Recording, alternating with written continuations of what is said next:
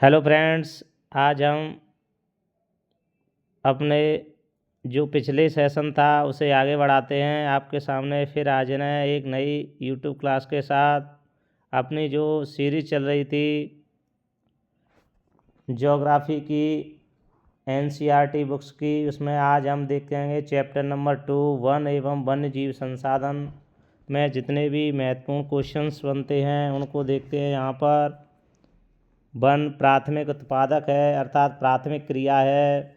One, कृषि, मछली पकड़ना, ये प्राथमिक क्रियाएं मानी जाती हैं। भारतीय वन जीवन अधिनियम 1972 में लागू किया गया था और जो टाइगर प्रोजेक्ट है वह 1973 में उसकी शुरुआत हुई थी। यह महत्वपूर्ण क्वेश्चंस बनते हैं यहाँ पर, अक्सर यह परीक्षा में पूछे जाते हैं।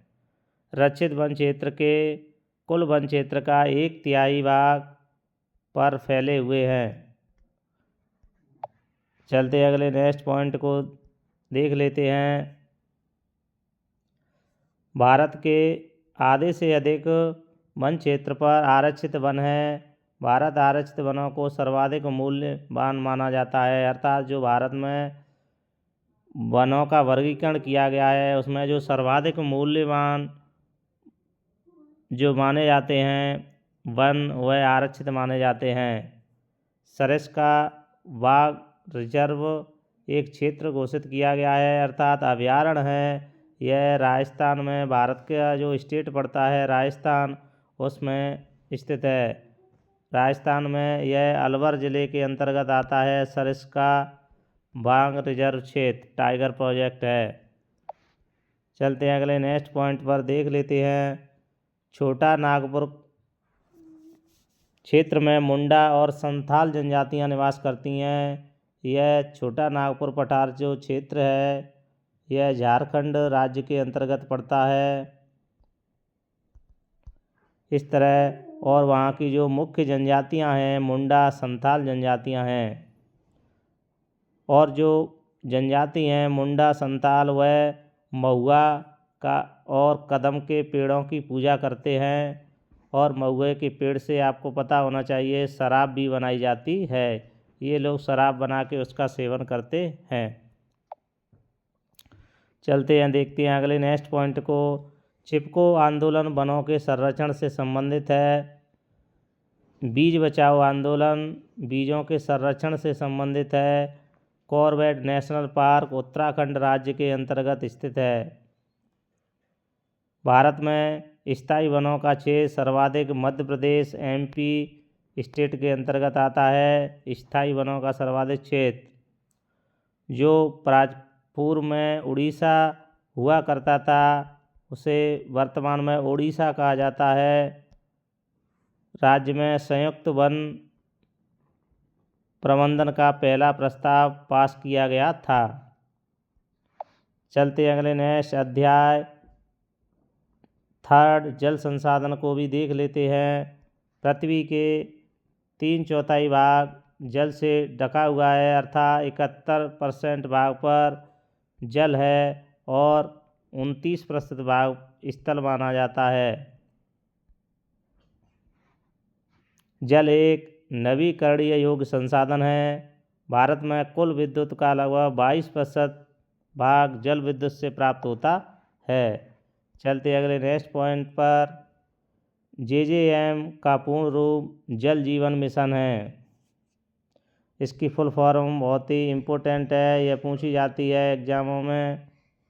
जल जीवन मिशन भारत सरकार द्वारा ग्रामीणों के जीवन की गुणवत्ता में सुधार हेतु चलाई गई एक योजना है। 11वीं शताब्दी की भोपाल झील सबसे बड़ी कृत्रिम झीलों में से एक है। चलते हैं अगले नेक्स्ट पॉइंट को देखते हैं। भाखड़ा नागल परियोजना सतलज नदी पर बनाई हुई है और हीराकुंड परियोजना है। हीराकुंड परियोजना महानदी पर बनी हुई है। महानदी पर जो हीराकुंड बांध है वह उड़ीसा राज्य के अंतर्गत स्थित है। यहाँ पर हमने वही NCERT बुक्स में 10th क्लास में दिए हुए हैं उनको महत्वपूर्ण प्रश्नों को ही केवल यहाँ पर मेंशन किया है। बांधों को पंडित जवाहरलाल नेहरू ने आधुनिक भारत का मंदिर कहा था। सरदार सरोवर बांध गुजरात में नर्मदा नदी पर बनाया गया है। सरदार सरोवर बांध से महाराष्ट्र, मध्य प्रदेश, गुजरात और राजस्थान राज्यों को लाभ होता है, अर्थात यहाँ पर इसके जल का उपयोग किया जाता है। यह सरदार सरोवर बांध किस नदी पर बनाया गया है? नर्मदा नदी पर। बांध बहते जल को रोकने, दिशा देने, बहाव कम करने के लिए खड़ी की गई बांधा है, अर्थात दीवार नुमा एक बनाई जाती है। गुल अथवा कुल पश्चिम हिमालय में नदी वाहिकाएं नदी की धारा बदलकर खेतों में सिंचाई के लिए बनाई गई है। यह कभी कभी शब्दार्थ पूछे जाते हैं। गोले या कुल क्या है? यह पश्चिम जो हिमालय क्षेत्र है वहाँ पर बनाए जाते हैं खेतों में सिंचाई के लिए। चलते हैं अगले नेक्स्ट।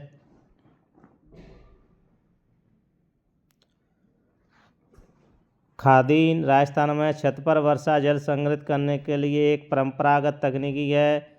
इसे खड़ीन भी कहा जाता है, बोला जाता है। यह राजस्थान में एक परंपरागत जल को, जो वर्षा का जल होता है,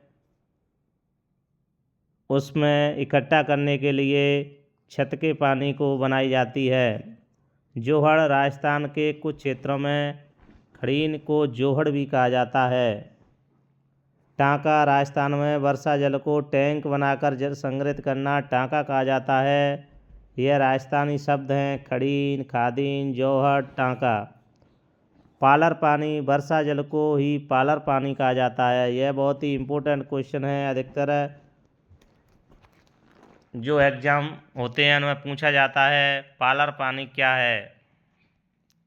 तो आप समझ गए होंगे पालर पानी वर्षा जल को ही कहा जाता है।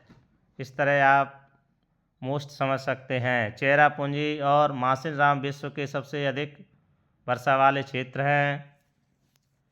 चंद्रगुप्त मौर्य ने बांधों का निर्माण सिंचाई, झीलों और सिंचाई तंत्रों के निर्माण के लिए करवाया गया था। उत्कृष्ट जल संग्रहण तंत्र इलाहाबाद में बनाया गया है। चलते हैं अगले नेक्स्ट पॉइंट पर पहुंचते हैं। इल्तुतमिश ने दिल्ली के सीरी फोर्ट में जल की सप्लाई के लिए हौज बनवाया था। यह बहुत ही प्रसिद्ध है। हौज एक विशेष प्रकार का तालाब को कहा जाता है। दामोदर नदी को भारत की शोक की नदी कहा जाता है। इस तरह आप यहाँ पर महत्वपूर्ण प्रश्नों को याद कर सकते हैं। अगर कोई पॉइंट समझ में नहीं आया हो तो कमेंट बॉक्स में लिखें। ऐसी ही NCERT बुक्स कंप्लीट करने के लिए 10th कोर्स, 12th सभी क्लास का करने के लिए हमसे जुड़ें, सब्सक्राइब करें, लाइक शेयर करें। भारत का तमिलनाडु एक ऐसा राज्य है जहाँ पूरे राज्य में प्रत्येक घर में छत वर्षा जल संग्रह ढांचों का बनाना आवश्यक कर दिया है, अर्थात जो छत की बारिश का पानी है उसे एकत्र करना अनिवार्य कर दिया गया है तमिलनाडु राज्य में। इस तरह से आज की वीडियो यहीं पर कंप्लीट होती है। कल मिलते हैं फिर अगली नेक्स्ट वीडियो के साथ। तब तक के लिए थैंक यू।